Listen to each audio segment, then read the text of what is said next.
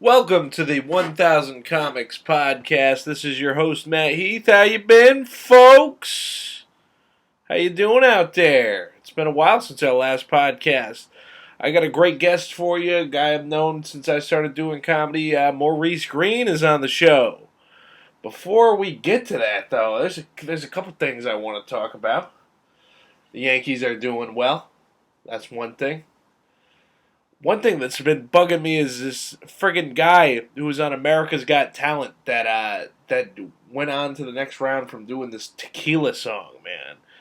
How these judges friggin' loved him for just blatantly ripping off Andy Kaufman's act. It's like, had none of these people ever heard of Andy Kaufman? Simon Cowell, Howie Mandel, come on. These guys just ate that shit up. This guy he did the song Tequila as a karaoke song, and it's got one word, so everyone's like, "Oh, what a genius!" It was blatantly Andy Kaufman's Mighty Mouse act. What are you gonna do, right? What else? What else do I want to mention to you folks? I saw the new Spider-Man movie. I friggin' loved it, man. Jon Favreau is gonna have an awesome summer for the new Spider-Man movie, the new Lion King movie. I bet that's gonna be good too. All these people on social media upset that Timon's not played by Nathan Lane, but I mean, yeah, James Earl Jones still Mufasa. The new Jungle Book was good. I don't think there'd be any reason that the new Lion King won't be good. But the new Spider-Man movie, holy Lord. If you guys haven't seen that, go see it, man. The one issue I had with it was seeing it with my fiance, man. Like, it's like, being that we're an interracial couple, I'm happy to see interracial couples in the movies, but there's like too much explaining that's gonna go on in the movie theater right now. You know what I mean? Like, we're sitting there, she's like, "That's Spider-Man?" I'm like, "Yeah." She's like, Who's Samuel L. Jackson? Is he the bad guy? I'm like, "No, that's Nick Fury. He's in every movie. He's one of the good guys." Then who's the bad guy? And I'm like, "It's Jake Gyllenhaal." And then she's like, and I'm like, and the mulatto girl's Mary Jane. You're not supposed to say mulatto. And I'm like, I'm just trying to explain this as quick as possible so we can go back to watching the movie. We don't have to talk through the whole thing. You know what I mean? But anyways, congratulations to Jon Favreau, man. What a great summer he must be having, reviving all this stuff. Spider-Man, Lion King. You know what I mean? Before we get into the show, I'd like to put my email out there, matthewheath.saga@gmail.com, if you'd like to write into the show, have any questions, if you'd like to sponsor the show, hit it up. My books are available on Amazon.com.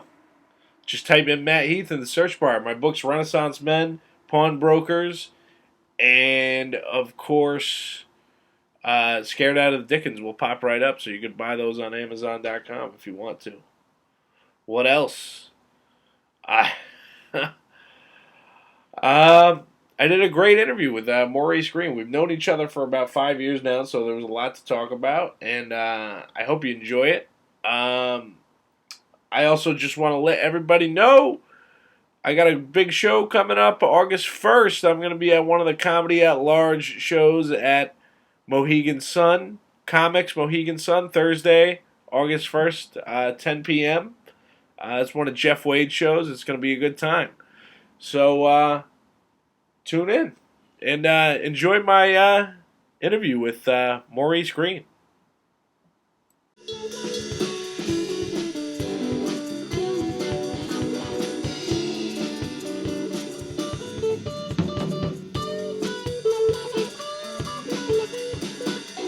You got to do it over? We got to start over. That's not Welcome to the 1000 Comics Podcast. I'm not going to let that start over in there. No, that's cool. I think the fans should know. We could do the same thing we said. We could do it again. That's easy. Anyways, all right. So let's start from the beginning. All right, go. We met about 5 years ago, 6 years ago almost, and we started comedy at the exact same time. About the same time, yeah. Pretty much. I think within like weeks of each other, we started at the same time. Yep. And I don't know. Let's switch it up how we were talking about. I was talking about how I made a comedy demo CD in my first month of doing it. Yeah, I remember that. And some of the veterans had a problem with it. I thought it was funny. I thought it was pretty awesome, but I kind of get it if people have been doing comedy like 5 years or better, and they see like a new comic come up and do something radical that they're not supposed to do after a certain time. I get why it bothered some people, but sometimes you got to take a risk and just try shit. And that's what I respected about you, the fact that you tried to put together a production. Who gives a fuck? You weren't selling it. Well, I think it also got my name out there. Yeah. As quick, like that's the quickest way to get your name out there is to do something against the grain like that. You know what I mean? Definitely. And the reason I bring up that I did that demo CD is because I mentioned your name on it. Yeah. Right. But not your stage name at the time. Well, your stage name is your real name, Maurice Green. Maurice is It's funny actually. Maurice is my middle name. Really? What's your first name? Green Quinn, but Maurice is my middle name. Green is my father's last name, so that's why I put. Oh, so you? I do a lot of different types of arts. Like I've been a singer for years. Right. Everybody knows Quinn as the singer. Yeah. Then when I started doing poetry, I came up with them. I used to rap and all that, so I came up with the name Real Time. Real Time is the name that I mentioned on the CD. Right, and once I became a comic, that's the name I knew you by initially. I had real. I was known as Real Time for years, and then eventually, I guess like Facebook, you couldn't have like strange nicknames like that. You know what I mean? Right. I don't like putting my real name out there, so I just went with my middle name and my dad's last name, and I used to call myself Maurice Green. Yeah. But comics, I think Pat Oates, I think he's doing that shortened it to just Mo Green. To Mo Green? He just started calling me Mo Green. But are you a fan of The Godfather? You really never watched it. That's the funny thing. Never seen The Godfather. Never saw the whole thing. I saw parts of it. I didn't see that. I didn't see that particular scene, but when I was trucking a couple of years ago. Yeah, there's a character named Mo Green. Mo Green. He's the Jewish guy that runs the casinos in Vegas. I know the whole. Right. I know the story. I just didn't watch it. But the thing is, I used to drive trucks in Pennsylvania, and on my downtime, I would just watch stuff, and they had this Godfather version where everything was in chronological order, and it was like a 9-hour movie, and I just couldn't get through it all. Oh, I've heard about that where it's like it actually starts with the second one because the second Godfather is a bit of a prequel, and then you watch some of the second one, you watch the first one, then you watch the rest of the second one. Right. Yeah, and I just couldn't. I don't think they put part 3 in it, but it was like 6 or 7 hours, but right. I just watched a little bit. It was okay. I just couldn't get through it. I gotta watch it though. Yeah, but I kind of like the fact that I didn't watch it. So like, yo, Mo Green, that's from Godfather. I was like, I don't know what you're talking about, man. Yeah. Like Aries Spears, I told Aries Spears, I met Aries Spears once. I gotta mention you're wearing a T-shirt. Yeah, I got the Mo Green T-shirt. I'm filming myself right here. I got the Mo Green T-shirt. You got more in your car? Actually, I do. I want to buy one from you. Oh yeah. You got what size? I got a 2X in there. All right. Yeah. Yeah, so before we take off, definitely, man. That's awesome, man. Yep. Got this nostalgic play. Y'all gotta see this, man. This is fucking nostalgic. Look at all this nostalgia. Like this young. I think this is the first time there's ever been a visual of. Yeah, you gotta see what's going on, man. Now it's gonna be on. This is gonna be on your feed. Are we Facebook Live right now? Yeah, Facebook Live right now. Yeah. Oh yeah. All right, we're switching it up. It's usually a pre-recorded thing we do here, but. I like it. Honestly, not too many people follow me. It's like 3 people watching. This is more or less for myself. Hey, Mo Green's Facebook fans out there. This is our first live episode of the 1000 Comics podcast. Yeah, man. And this is a Kit Kat culotta that this dude bought me. It's fucking wonderful. I thought it was Oreo at first. Let me ask you: are you that guy at work that when somebody makes the coffee run, you're immediately like culotta? Yeah, I'm not a coffee drinker. You're not a coffee drinker. I'm not a coffee drinker at all. Right. I'm not. You know what? I've always I feel like it takes cojones to be that guy at work, to be like the culotta. Everybody's like coffee, culotta, but extra shavings of hazel, a little soy whipped cream, one ice cube. I like how you're not afraid to do that. You're not afraid to be the fat guy, like to make the fat guy jokes. No, on stage at all. Not at all. Like, I think that's one of the things that makes me like not want to get in shape, because I feel like if I lose all this, I'll lose like a third of my material.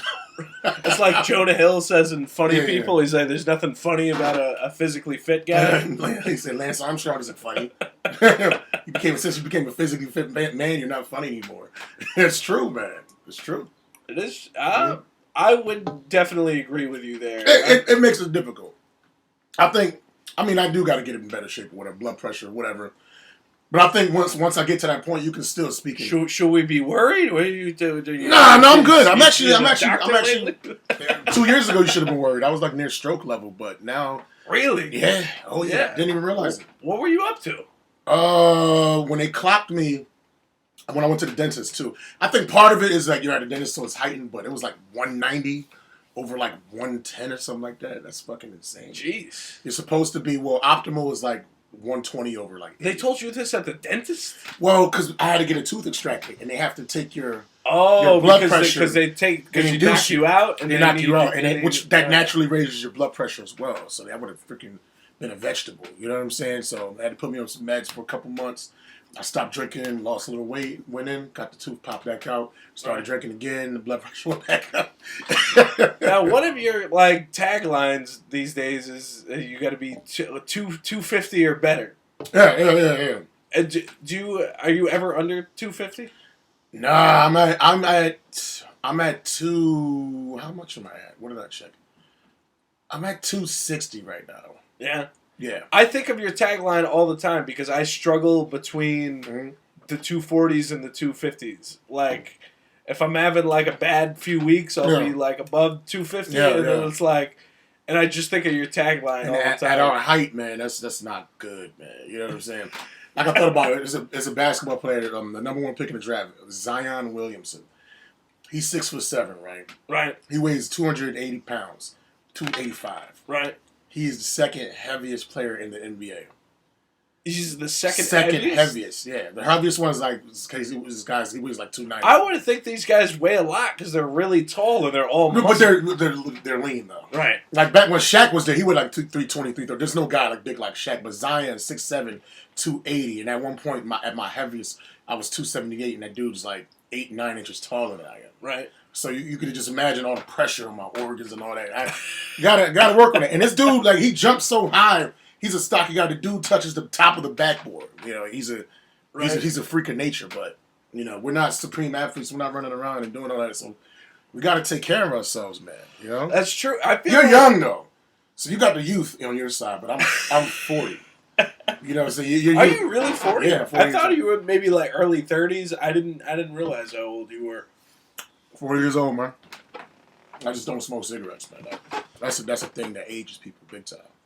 Smoking in general. Yeah, you know what's funny? I feel like in our early stand-up, we both kind of had similar material about older women. Oh yeah. You both having sex with older women. yeah. And you want to know what's crazy? When I first came back to Connecticut, like a few months back. Yeah.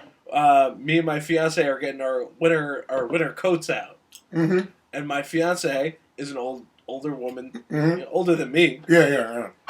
She takes out her winter coat. Guess what's in her pocket? What's that? One of your business cards. So I met her before then. I guess so. That's hilarious. I don't know if you remember or anything. See, all these things connect. It's like constant full circle, right? Yeah. That's hilarious, man. But you know, I feel like to bring it back to that demo CD, I had made the joke about. You know, as something got misconstrued there because I mentioned your name on the demo CD. Right. But we're talking 5 years ago, so this is complete water under the bridge. Pat Pat Oates at an open mic, and he was hosting the Joker's Wild open mic at the time. Right. Was like, and this was like my third week doing comedy. Right. He gets out. I think it was like before or after I was on stage. He goes like, and he's like, and you got to stop stealing jokes from Moger. Yeah, I remember that. No, it's like, no, it wasn't. It wasn't when it was on the CD. What happened was, I think we were at the Funny Bone at this point or someplace. I think I had referenced. You gave me a shout out. Jokes. You gave me a shout out. You said because I remember the joke. I actually remember this story clear as day. I said I like older women. I call them menopause maidens. Right. Say it with me, menopause maidens. So you had went up before me because you got a joke about liking older ladies too. Yes. He's like, yeah, I like old ladies just like real time. He said he calls them menopause which maidens. is like you can, which is fine. You can't reference a joke, but it's at the same time it's a punchline that I'm referencing. No, and which is fine. But I think what he was trying to explain to it, my issue with it was I didn't perform yet that night. Yeah. So it basically cut the legs under me from trying to do that. Like if I would have tried to do that joke, the punchline was already given away. You didn't steal it. You just kind of like spoiled the punchline. That's all. And when it happened, like I was flattered, but at the same time I was like, damn, what if I didn't want to do that joke that night. But what if I did want to do it? And a lot of times when I'm going through stuff, Facebook is just like, it's like a therapist. So you put stuff out there. How should I feel about this? Oh, I didn't even know. So yeah, I was like, somebody did one of my parts. He didn't steal it, but he gave me a shout out before I did it. So how should I feel about it? And and it was just like a big topic and stuff like that. And Pat asked me, and I was like, yeah, I was mad. It was harmless, but he was like, yeah, I gotta talk to him about it. Isn't it amazing that we're bringing this up like yeah. No, but it's good. Later. But honestly, this is what makes. But honestly, this is probably a good thing to talk about for like comedians that are just starting out, because that's like an issue you might face when you're just starting out. It's like you really shouldn't be referencing people's material like not before. Especially beforehand. Let them go up, and then comics tag other comics jokes all the time, especially if you're hosting. Yeah, that's fine, but.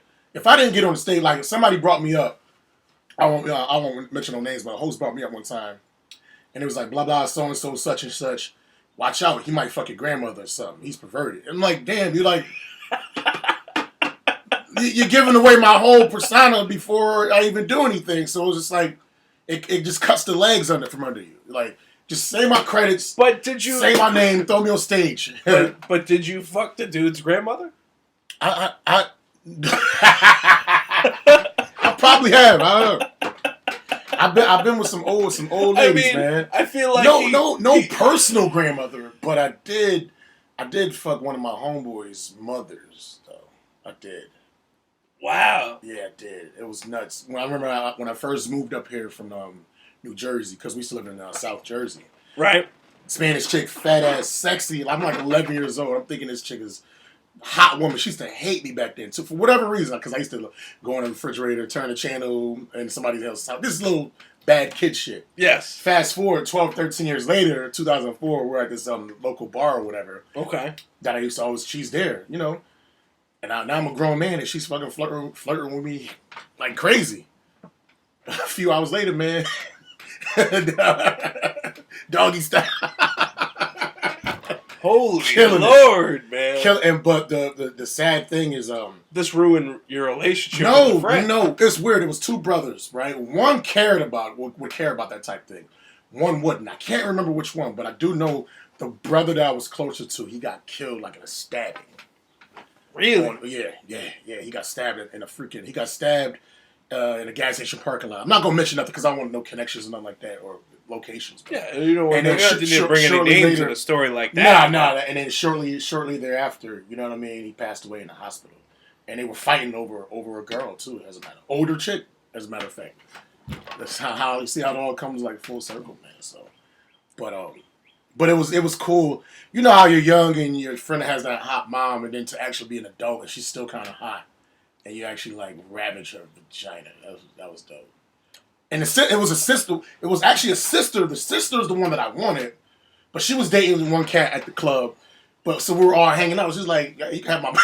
You can have my mom." And but it's like I feel like with Spanish women, especially like that, like the mother and the sister will like be like I don't know, almost like hanging out like their sisters. In the Spanish, you know what I mean? Spanish community, man. One of my good friends, I grew up with. I guess he was like a virgin too. He was like 20 years old. And his mom's like, what the fuck? You need to get some pussy. Fuck one of my friends. Like it's a weird culture, man.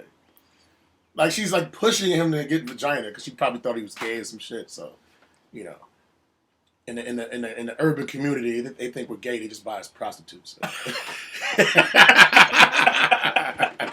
I feel like in the redneck community as well. I can see that happening. But I grew up in like Beaver and Cleaver type type household. I grew up in East Lyme. Oh, okay, yeah, that's right. So you grew up in Jersey? All right, real quick. Born in Florida. I was born in Quincy, Florida. Okay. It's funny because you used to live down there too. Were you got too many connections. Quinn based on the this is my corny joke that I never do on stage. That's a coincidence. No. It's my full name is a long name. It's Quintillion. That's my full name. Quintillion. Where's this from? It's Roman. My mother had me when she was 16. Is it a Roman god or he was an orator from like the 12th century or something like that, and he used to teach. He used to teach people how to speak, and it's funny because like we speak for a living now, but I got my name from an orator, and Quintillion also means 10 raised to the 18th power, so it's a number as well. All right, yes. And I was a math major. It's almost like naming your kid Googleplex. Yeah, exactly. And I was a math major. You know what I mean? And I was really good at literary stuff for life. So like my name literally is who I am. I come from a person that taught people how to speak, and it's a number. You know what I mean? Okay. It's not too funny. It's more geeky and nerdy. But anyway, let's go back. No, that's interesting. I think this is what they're going to want to hear on the Mo Green podcast. Yeah. But let's go back. So I was born in Florida, Quincy, Florida, Quintillion, coincidence, whatever. We moved to South Jersey. We lived in Camden, which is right across from Philly. How old were you then? I moved when I was 1. We got there. Oh, so you got right from like 1 to 11. Is that so? What part of Florida is that in? Quincy is it's near. I didn't realize that Florida has 2 time zones. It's right in the Panhandle, near where the time zone changes. Really? You know, it's like close to Alabama. I lived in Florida for 2 years. I had no idea there was a time change in Florida. In the Panhandle, the top part, right? It's right there. So, but lived in Camden till 1990, and then we've been in Hartford, Connecticut ever since. And that's pretty much it. It was just funny because ever since I moved to Hartford when I was 11. And I used to always say, hey, where you from? I'm from Florida. I used to always like rep Florida, even though I was a baby when I left. But you would have nothing to say about Florida. Exactly. Clearly, it was just hot. That's it. So I used to always. It took me a long time to just accept the fact that I'm from Hartford. And I kind of rep Jersey too, but I left when I was like 11. Okay. You know what I'm saying? So like after I'm like 20, like 18, I could still kind of say I was from Florida or Jersey because I've been there. Why did the family leave Jersey? Just different opportunities. When it was your mom and dad? It was my mom. It was my mom. She weird side story. My dad has multiple children within the same year. Like I got a brother born the same day as me, same hospital. There were 2 women in labor simultaneously. Really? For my father. And I got another brother in Florida that's 6 months younger than me. So my mother just had to get away from... That must be weird to think about, man. I met my brother when I was 31. Oh. 2010. Yeah. So the 2 different women were in 2 different places completely, right? Mm-hmm. Where? Like you were in Florida, right? Mm-hmm. Your mother was in Florida. Where was the other one? No. The 2 women were in the hospital at the same time. Oh, really? In the same town. My dad was hopping around. Right. Doing his thing. You know what I'm saying? So... Did you ever think about weird stuff like, was I conceived on the same day as him or what? No, I was. Oh yeah, I get it. Possibly. What's possibly? Is this the first time you thought about that? I thought about it because what's the word? Gesticulation or conception? Right. Because they say it can take up to a day or so. It's possible. It's possible. My pops did his thing with my mom. Didn't even wash up. Just went right next door. Oh my Lord! It's possible, man. Holy Lord! It's possible, man. But I met him. It was all love. Everything was cool. It's easy to lose somebody in the 70s. You understand what I'm saying? There's no internet, right? You know, there's no social media, nothing like that. Exactly. You just got you got a phone number and a social security number. That's all you have, and you can lose a social security number, you're lost or whatever. But once I met him, he didn't deny me, nothing like that. He introduced me to my grandfather, my grandmother who just passed. couple of years ago, but I didn't know her. So did you meet your father and your brother around the same time? Yeah. Well, okay. This is how it broke down. It's weird. It's kind of a long story, but I used to work at IHOP in Bloomfield. I'm sure you know where that is. Right. And I was taking care of a party of 20, and they all had Southern accents. They all told me they were from Quincy, Florida. So it's a small town, like a few hundred people. So I started asking questions because I knew my grandfather's name was Robert Green. Yeah, we know Robert Green. That's the pastor, blah, blah, blah. So I connected with those people. Okay. I exchanged information with some of the older folks, so they started doing some research for me. And like literally a couple of years after that, my mother was visiting Florida, and I visited with her. And by the time I got down there, one of her sisters connected me to one of my uncles, and they knew I was looking for him, so everything just kind of came full circle. My dad was in Panama City, so he drove like an hour and a half to come pick me up. He picked me up, took me to my grandfather's house because he had to go to do some business. My grandfather took me to my uncle's house, and then from there took me to my grandmother's house. Even though they were divorced, he stood outside.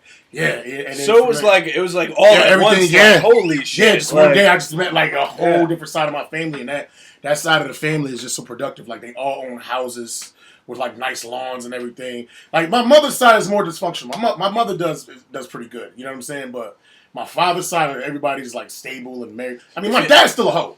My dad's still a hoe. But he has money. He's taking care of his people down there, property. Like, do you feel like growing up in the dysfunction has kind of shaped who you are, though? You know what I mean? Oh yeah, definitely.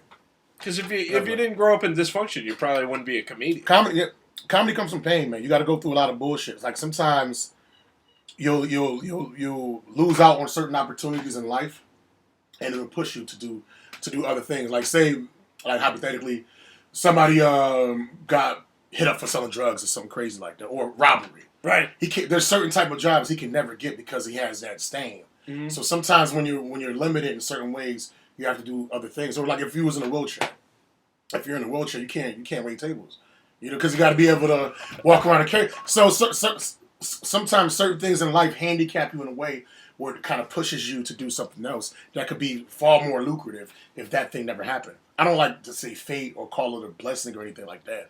But, you got to play the hand, that's dealt to you as best as you can. And I'm not saying I'm thankful for all the hardships I went through, but if I didn't, who knows? You know what I mean? I feel like the comedians that don't go through as much shit growing up or whatever, they're just not as funny. They may have an interesting story. Like Jerry Seinfeld, a lot of people think he's funny, but what struggle did he really have? And if he went through something, he's not talking about it. That's true. And he's decent, but he's not. He's a great writer. But at the same time, he's the richest comedian. He's the richest, but it's not just for his comedy though. That's true. Like you got it. It's the television show. He clearly knows how to. It's Larry David. Yeah. George Costanza carried that show. Like people weren't watching it to Seinfeld to watch Jerry. They were watching it because of George. They were watching it because of Kramer. Right. You understand what I'm saying? They were just watching it for the great writing as in general. It just so happens his name, the show was in his name. You know what I mean? He put his neck on the line. So when it comes to all the money and all or whatever, like the person that owns Burger King isn't the best chef there. Speaking of working collaboratively, I wanted to bring up this video that I watched with you in it. You made this video with Cliff Mula and another guy. What's the name of the other guy? Denver Sproul. Denver Sproul. Which is the cop video? This cop video is so damn funny. And how did you guys think of this? Well, Cliff is the mastermind behind that. My boy Cliff Mula. That's my right-hand man in comedy. You know what I'm saying?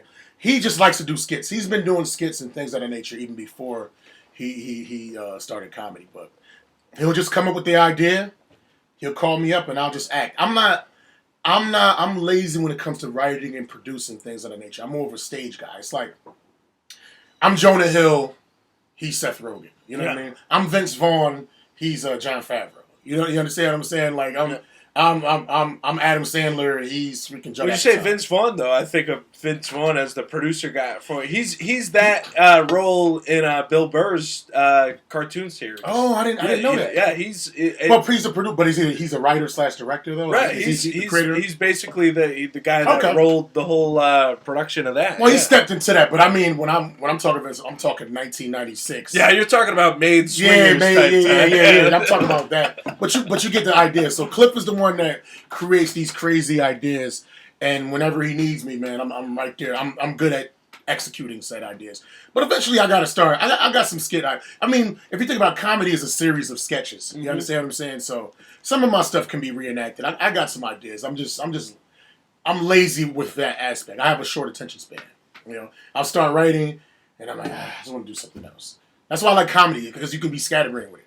You can just do a 2-minute bit, you're done. 2-minute bit, you're done. But to like do a production for like 5, 10, 15 minutes, an hour, I just don't have the mind for that yet. That's a dope ass shirt, by the way. That Batman. It looks like Batman meets Van Gogh. That's it is. It's a Starry Night and Batman. Starry Night, and that's a play on words because night. K-N-I-G-H-T. Did you want to get so that your people on could see the shirt? Oh, you want to see the shirt? Yeah, the shirt is. Oh shit. Yeah, the shirt is dope. Starry Night, literally, man. That's just dope. That's Mr. Heath right there. First time on camera, like Vlad TV, man. He's usually off camera. Oh, so this is the first visual. You gotta see. They saw in the background. You gotta show this stuff, man. I do have these. You gotta show it. I have this Dukes of Hazzard trash can and a Dukes of Hazzard lunchbox. And it's funny. I just thought of something. Go ahead, finish. I don't want anyone to think like I'm rocking the Confederate flag because I'm like racist or anything. These belong to my Jamaican fiance and her childhood. Nice. I just think that is so ironic and funny. And you like that nostalgic stuff. Yeah. And I remember when we were talking about Pat Oates earlier, when they were kind of dissecting your album, and they were trying to like, it was Pat Oates and Jackson. Yes, they did like a commentary. As a matter of fact, you were the one that told me about it. Me and Jackson were going to be going to Brooklyn to do some comedy this coming Wednesday. But anyway, it was funny because Pat Oates was trying to like trash the album the whole time. But then Jackson was praising it the whole time. I don't think that was like the expected response. But anyway, they were trying to psychoanalyze why you like such nostalgic stuff. He's like, well, maybe, it reminds him of his dad. His dad was like real nostalgic, like Dukes of Hazzard. His dad died at a young age. So now that for Matt to remember his dad, he has to get Transformers and GI Joes every day. That's what he does. So he came up with this whole elaborate story of your father dying and that's a story. No, I'm just making that part out. But they were just trying to figure out why you like nostalgic shit. I mean, sometimes it's not really like a deep like psychoanalysis of why somebody likes something. Sometimes you like older shit. I like classic rock.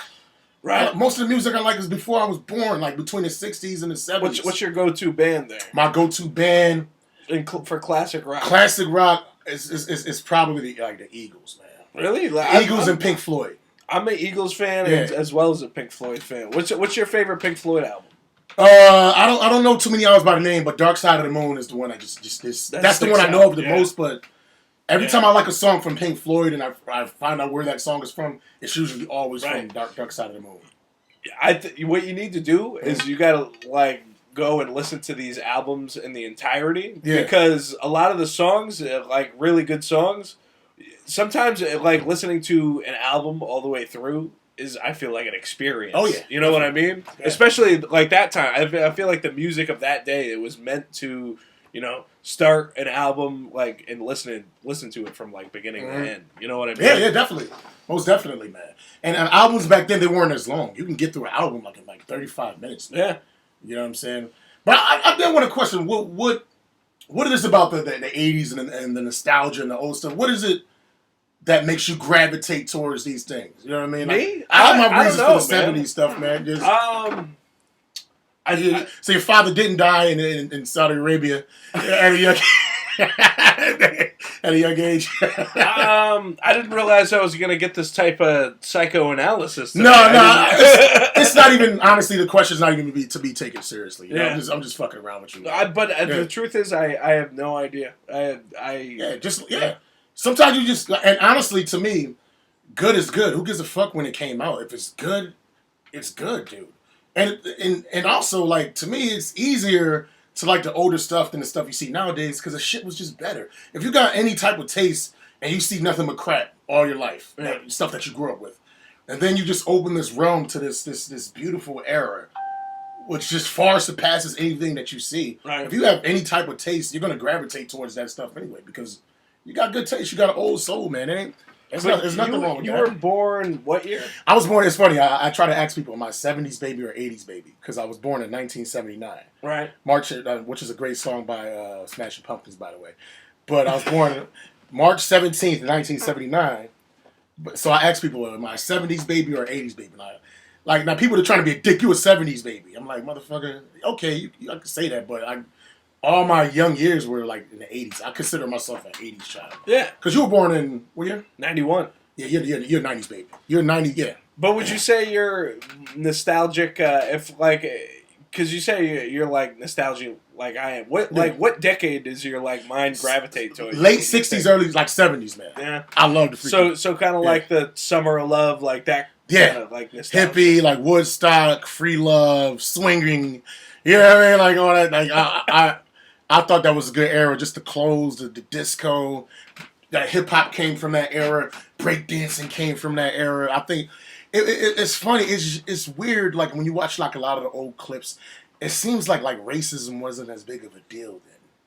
It just seemed. In the 70s, not the 60s. Different. 60s is when. All right, fire I was just like civil rights and everything. That's when it was civil rights, but that's after that. Like we're talking about the disco era because everybody was using Quaaludes and cocaine and drugs, and it was just free love, and you know what I'm saying. And like at that time, like before, I think 1974. Like homosexuality was considered like a psychological disease. They eliminated that from the books.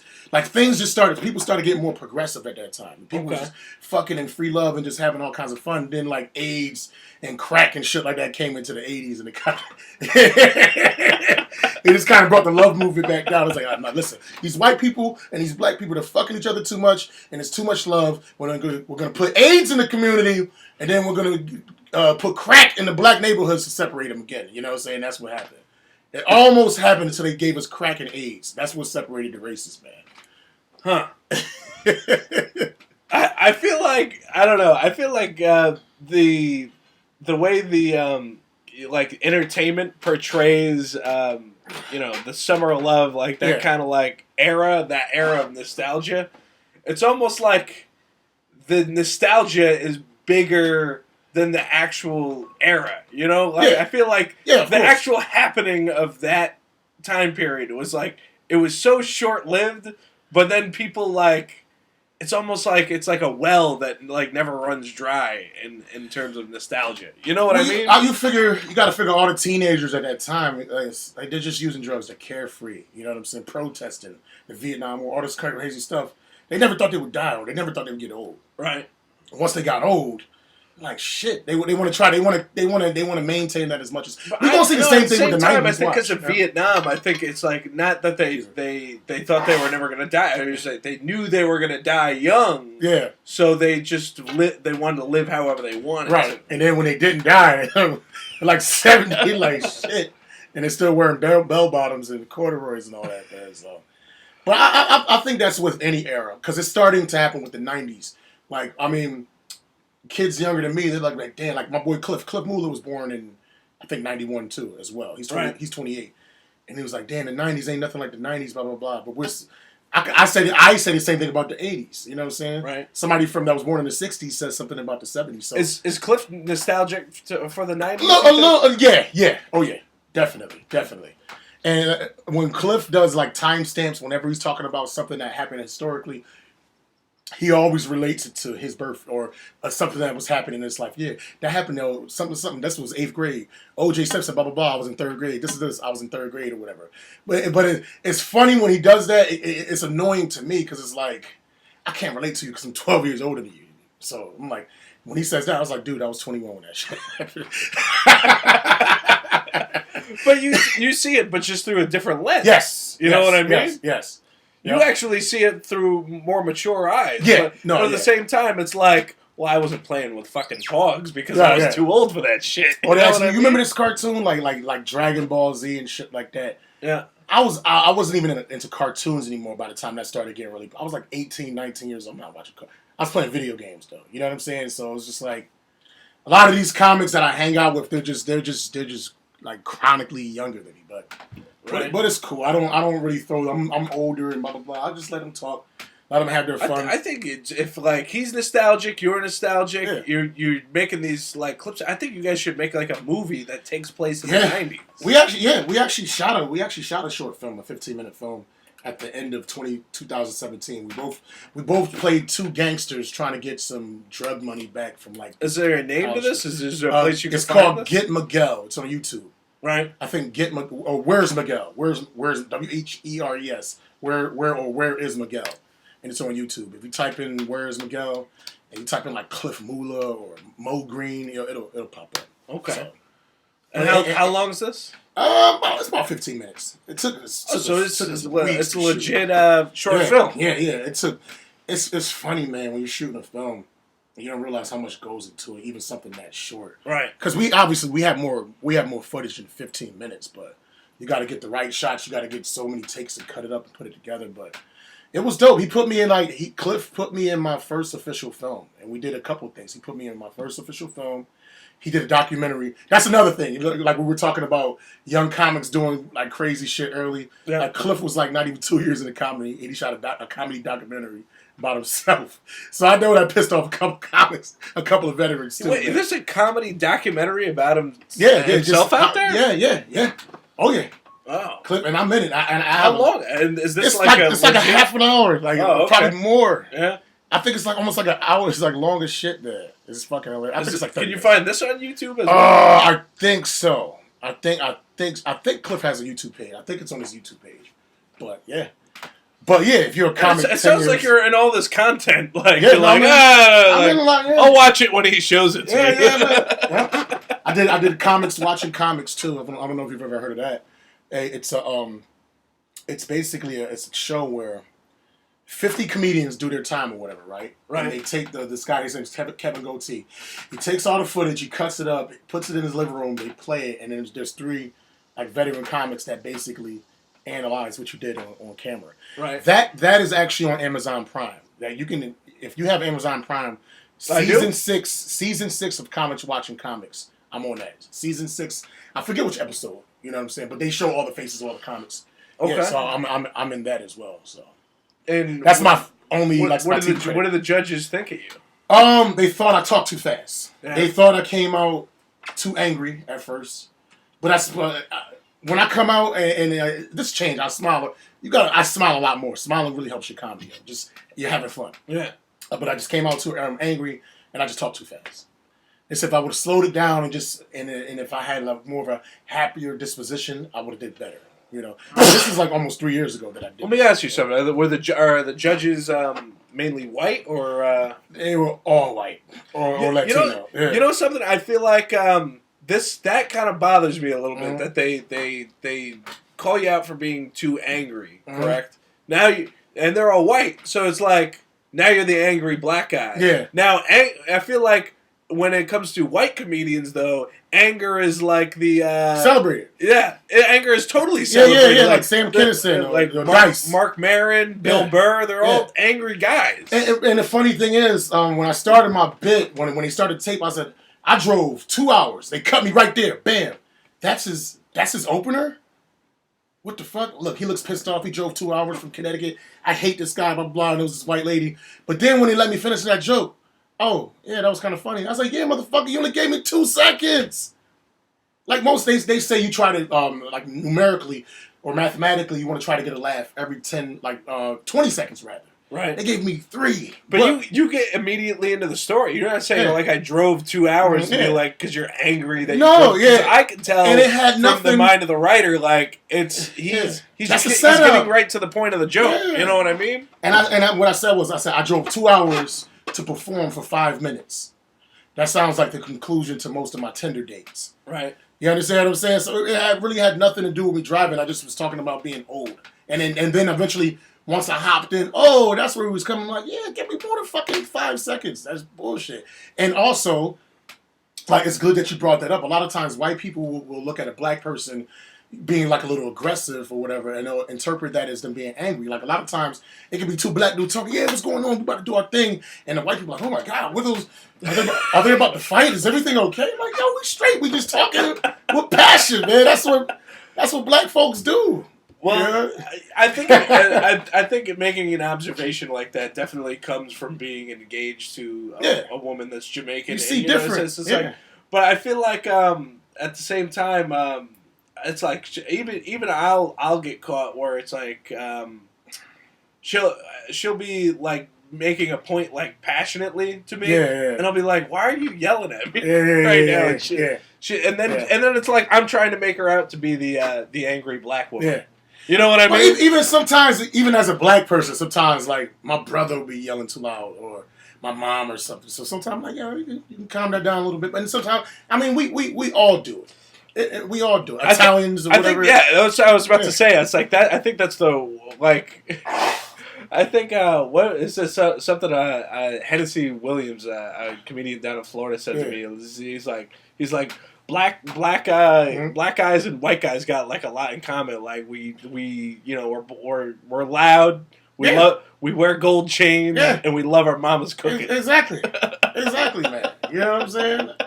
I think just passionate people in general are just loud. I mean, you can't be passionate and you just talk like, yeah, man. So I'm just hanging out, just doing everything. I'm just sipping my coffee. I'm really passionate. That's actually how most of the monologues for these podcasts. What was that? Yeah. So, if I got no one to bounce off of, though, I don't think I'm as loud. Yeah. You know what I mean? Oh, so you do some of these by yourself too? No. The monologue. Okay. I'll do like. Oh, you're gonna do a monologue. Yeah, you're gonna go back and do something to me. Okay, yeah. I get that. Yeah. All right. We definitely got more time left. Yeah, man. I want to do some more reminiscing. Let's reminisce, man. It's been five and a half years, dude. Are you still in the New Haven scene at all? I don't like. Obviously, I'm in Hartford. I do it sometimes, man. A little bit. What do you do when you go down to New Haven? What do you do? Because I don't even. I think Cafe 9 and Dan Calloway. Hosts that one. Right? I think Pacific something Tavern or something. Pacific. Like that. I do it a little bit. Like the where I'm at right now is because I've been doing it as long as I have. You always need the open mics. Don't get me wrong, but I don't feel like I need to travel as far for open mics anymore. I don't think that's necessary. One, because I've got thousands of open mics under my belt, and I have so many around here. I just don't see the time. I can't afford to do that. You know what the only reason to travel far for open mics, I feel like, is to network. But definitely. Once you've already networked with the people that you want to network with, once you already know them, you know that. You know what I mean? Yeah, definitely. I mean, I tell people I tell young comics like this: if you feel like your jokes are getting tired and people are hearing the same jokes all the time, that's when you go to different places, because a new laugh makes an old joke feel new. You understand what I'm saying? So you have to put yourself in front of different audiences to see how they react. I really don't give a fuck how people react to my shit, to be honest with you, at this point. Because I'm not even concerned about the laughter anymore. Right. Like, I know my shit's funny. Like, now I'm more or less concerned about just, like, the timing, the pacing, engaging the audience, figuring out different ways to bring the audience, instead of just telling a joke. Let me talk to you for, like, 15 seconds and then bring you into, you don't realize, but I'm bringing you into the joke. Yes. And you're engaged, and now the audience is engaged because, what do these guys got going on? So that makes them more engaged. So when the punchline, they're so entranced, once the punchline hits, it's that much more funny as opposed to just saying, I was walking down the street today. You know what I mean? So that's my focus with comedy right now. Just I'm trying to. The funny is there. The funny, to me, that's the relatively easy part. Now it's refining it. You know what I'm saying? And making it that much better. No, you know what? And it's not even so much crowd work as if you bring one audience member into your joke. Yeah. The rest of the audience finds it that much funnier, and you know what I mean? Oh yeah, that's one of those tricks, man. You know, and when I first started comedy, like I used to never do crowd. I was terrified of it because I thought that's what it was. You had to talk to everybody involved, everyone. But no, you just pick. I got this little trick. I pick 3 people. I pick a 9 o'clock, I pick a 12 o'clock, I pick a 3 o'clock. Or somebody within those vicinities. Is this your method? Yeah, This is Mo Green's own method of comedy. I want to hear about this. But even if I'm not talking to somebody in specifically, I make it a point to always engage this area, engage this area, and engage that area. Right. Because if you stay over here too long, you alienate everybody over here. Right. Vice versa. If you stay here, you know what I'm saying? So you wanna kind of do that. And if people look like some type of celebrity or something like that, I always give nicknames. Right. I'll always give a nickname. Yeah, and I'll constantly call back that nickname throughout. So that's one of my little tricks of the trade that I use. It may seem, oh, he's a genius. He's just thinking about this off the cuff. Nah, man, I fucking worked this shit out for years. Oh yeah. Do you survey an audience before you get on stage? I totally do that. Sometimes you want if you're. That's why it's good to get there on time, so you can do that. Yeah. But sometimes you may not have that opportunity. But I try to do that. I try to gauge the audience a little bit. Like I'll pick somebody. Oh, she looks like Jane Fonda right there. Yeah, so I'm definitely gonna call her. He looks like Fabio. Yeah, well, I'm gonna mention his name. Yeah, so I do that all the time. It's a comic. Who did I watch? Aries Spears. Right. He was at the Funny Bone one time, and before the show, he was like by the stage, just kind of standing, posted up against the wall, totally surveying the room, seeing. And I was like, is he doing? I think. So when I saw Aries Spears do that. That's something that I try to do. It kind of, I think I was doing it before, but just like unconsciously. But like seeing him do that, it kind of put some it put like some validity to something I was kind of already doing. So yeah, you gotta do it. It helps out to act. At the same time, it's like I feel like that is exactly like if you don't survey the room before you get on stage. It's almost like jumping into like a lake and not knowing how deep the water is. You know what I mean? Definitely. And but part of that too is if you have a strong host, that helps you out a lot too. Definitely, because you can gauge if they use certain words, certain language, or what a bitch, nigga, or whatever. You know what I'm saying, cunt. And if like you can use the. How often you do shows where the host says cunt? Yeah, you'd be surprised, man. You'd be surprised. But if they use like a trigger word and the crowd doesn't react or they laugh off the shit, this is a dirty audience. Right. But if the host tries that and it's like.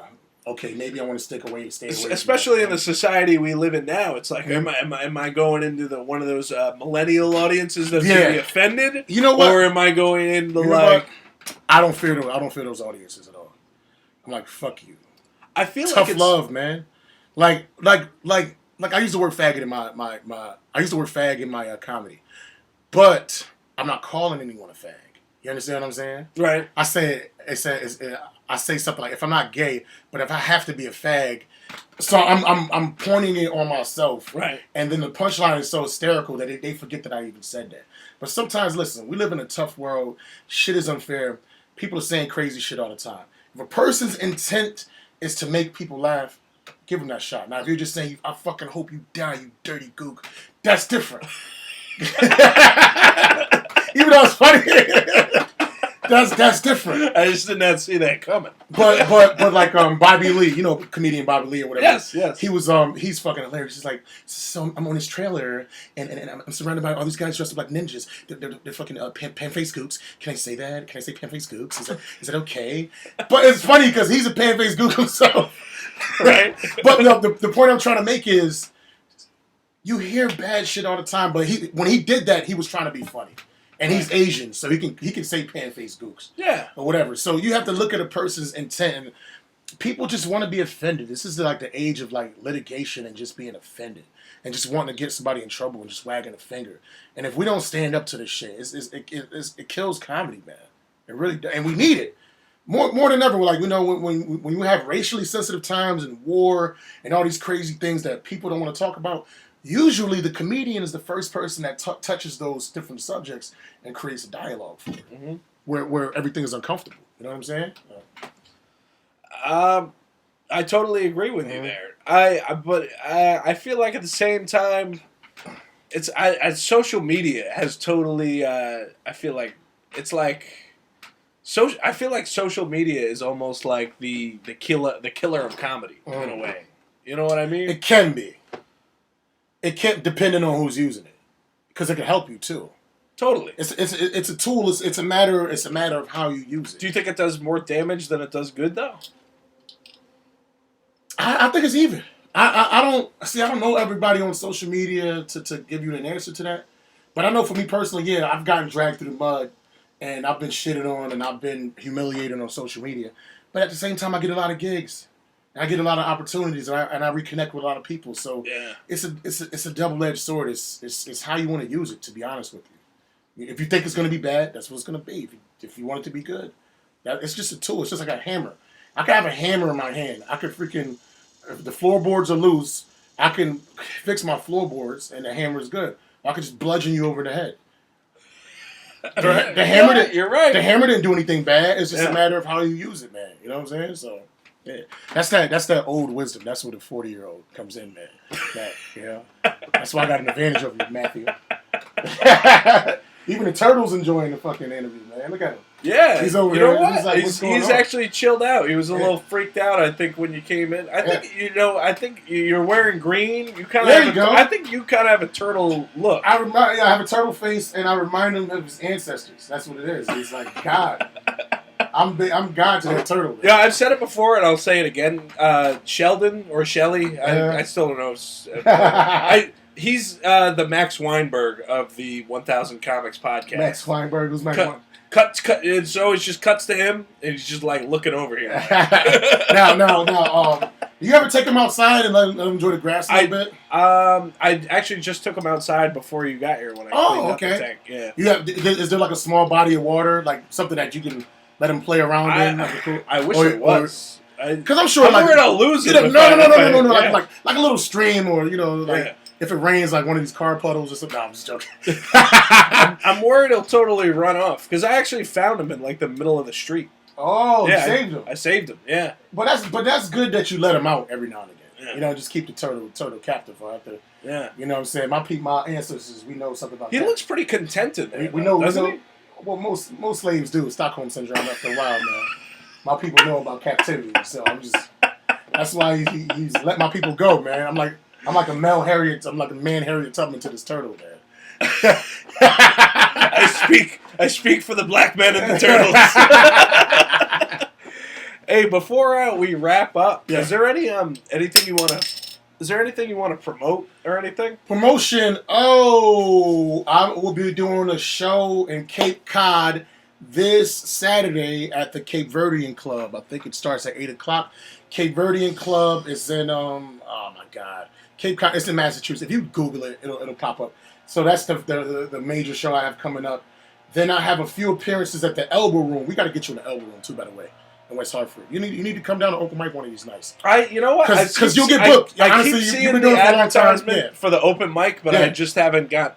Come one of these Monday nights, because the thing is, I mean, I'll book you, but I just want to see you. I want to see you a little bit. I want to see you on a Monday night, and actually, I'll get you on a Thursday night. Thursday night is the showcase, and then once you do good on Thursday nights, you'll get booked for Friday or Saturday nights. All right, you understand what I'm saying? But we got to get you down there. But I'm doing the Elbow Room. I am featuring on August the 3rd, and I think I'm headlining August the 23rd. Then August the 30th, I have a show there as well. There's a comedian named Fig, the comedian. He's from New Haven. He's open for Capone, who is one of the New York Kings of comedy. Right. And this guy has HBO credits, BET credits, all kinds of stuff. So that's a big deal. So if you just look up the Elbow Room and just look up their various dates, I have a few things. Like August 3rd, August 23rd, and August 30th. I have a few things going on there. That's great. How are you booking Cape Cod gigs? What's the way with that? It's, like you said, it's just networking with open mics, man. I did a show a couple years back, 3 shows in upstate with this comedian Artie Robb. I don't know if you've ever heard of him before. Artie Robb. He was the first comedian I ever hosted for. Beast. Yeah, he's awesome. Back one of my OGs. Joker's Wild. Yeah. So we went to upstate. We did shows in upstate, and then Artie Robb got me a show. He was doing a show like in Providence, Rhode Island, or something like that, and I did the show with him. And once there, I met this guy named Del Cover. Okay. He's from Boston. He's from Mass, but he produces a lot in Rhode Island. And through Dale, I met this comedian named Taryn Jackson, because I think Taryn Jackson was on one of Del Cover's shows. So it's not even really open. It's not just open mic. It's just networking with different comics. Some of these comics don't have cars sometimes. Like, that's been in the game for a while. That's true. So you ride with them. You kill on certain shows. You meet certain people. And eventually I met the guy Taryn in freaking Cape Cod. And then Taryn liked me so much, we booked a show in Montana. And we drove for 40 hours to Montana and did some shit out there. Taryn sounds like another turtle. Yeah. He kind of looks like a turtle, too. He definitely has a turtle face. Yeah, you know what I'm saying? And then eventually we're going to be I think we might be doing something in Kansas City. We got a whole bunch of shit going down. But it starts with that stage. And I didn't really understand it when I started. But they say you gotta stay on stage for multiple reasons, not only to get better, but to network with people. If you don't stay on the stage, people never see you perform. But if they don't see you perform, why should I book you? Why should I pay you? Why should I trust you? But they have to see you in these different situations. So that's pretty much how that happened, man. You know? Yeah. And you got to be an internet troll of yourself, meaning always sharing your material, share content, share clips, share dates, share flyers. You got to constantly share. That's the era that we live in. Speaking of which, you want to let anybody know what your Twitter handle is? My Twitter handle, I don't even care about my Twitter, but it's perfect. Instagram. Perfect one, PERFEK1. That's my Twitter. My Instagram is Maurice Green 1. So that's the number 1, Maurice, MAURICE, Green 1. And my Facebook, you can just find me Mo Green, just MOGRE. I should have one universal name to match all my social media, but I'm lazy as shit. And then my main Facebook page, they won't let me switch my name anymore, so I'm stuck with Maurice Green. But in parentheses, it does say Mo Green. But my fan page is the only page that matters. Mo Green on my fan page. That's it. And that connects you with everything. That connects you with my YouTube. That connects you with Instagram, Twitter, everything. So forget everything I just said. Mo Green, comedian Mo Green. See, I just added another thing. Comedian Mo Green. Comedian Mo Green from Hartford, Connecticut, 1979. No, I'm just joking. It's just Mo Green comedian. That's it. That's where you can find me. Yep. I think that pretty much wraps it up. Unless there's anything else you want to mention. No, I mean, I think we covered the bases as far as like schooling the youngins, and we touched on a lot of good stuff, man. Just don't be offended by comedy, people. Just look at a person's true intention. If their intent is to try to be funny, even if you don't like it, somebody else likes it. To me, like a groan to one person is a laugh to somebody else. So I think people should just stop being pansies and pussies and just be a little bit more objective. You know, there's plenty of comedians that I don't like, but I'm not going to go on a campaign to for you to not like who I don't like. Hey, fuck it. People enjoy it. Let them enjoy it, man. Let people enjoy themselves, each other. Let people just be happy and just stop being so pansy in this PC world. But I feel like if it wasn't as PC, maybe comedy wouldn't be booming as much as it is now. Because comedy's at an all-time high right now. Oh, all-time. You know what? That's interesting you say that, yeah. Because it's like the society is so PC that it's like I need a break from the political correctness. Yes. So I need to go watch something that's not politically correct. That's why Netflix is giving $20 million to anybody. You understand? That's why all these specials. Yes. That's why you got all these podcasts. This is like the perfect. Yeah, it's very PC, but this is the perfect time. We got so much shit to talk about. People are bothered by such small things. You can make a topic about anything right now and have an hour podcast about it. This is a great time to be a comic, man. It's awesome. And if you stink, you stink. Like some people will say, oh, but there's so many comedians. There's going to be too much competition. Fuck all that. The cream rises to the crop, to the top. You understand what I'm saying? If you're good, it doesn't matter how many people is. As a matter of fact, it looks that much better. Because I would rather rise above 1,000 people than rise above 4. That's so true. Yeah. I've often had this fear where it's like, you know, like in the 80s there was only like hundreds of comedians. Now there's thousands of comedians. It's like how do I like? If you suck, you suck, you suck. It doesn't matter. I go to New York. Okay, yeah, New York is the place to be. Comics. I go to New York. I mean, I ain't trying to brag, but it's like, I can see the same shit here instead of driving 2.5 fucking hours. I'm developing just as good. Oh yeah, yes, there's more opportunities, there's more rooms, whatever. But I didn't go to New York like, oh my God, I just saw the greatest comedian ever. I have to move here right now. This is what I have to do. No, it's just more shitty people. I was fucking in LA. This same shit. It's just more people that suck. You look that much better when there's more people that suck, man. That's how much better you look, man. You know what I mean? And that's my passion. Why is he yelling at Matt? Look at the turtle. Turtle's scared. You see the fucking turtle? I want you to see Sheldon right here. Look at it. Oh, he got scared. Look, he's running away from me. Okay, I'm going. All right. That about wraps it up. I'd like to thank my guest, Mo Green. Yes, sir. Maurice Green. I was going to shake your hand as if they can see this on camera. Yes, sir. Yeah. You know what? I'm going to save this and give this to you, too. All right, cool. Give you this clip. Yeah. Awesome. Thank you for being on the show, man. No problem, man. Thank you, man. Peace.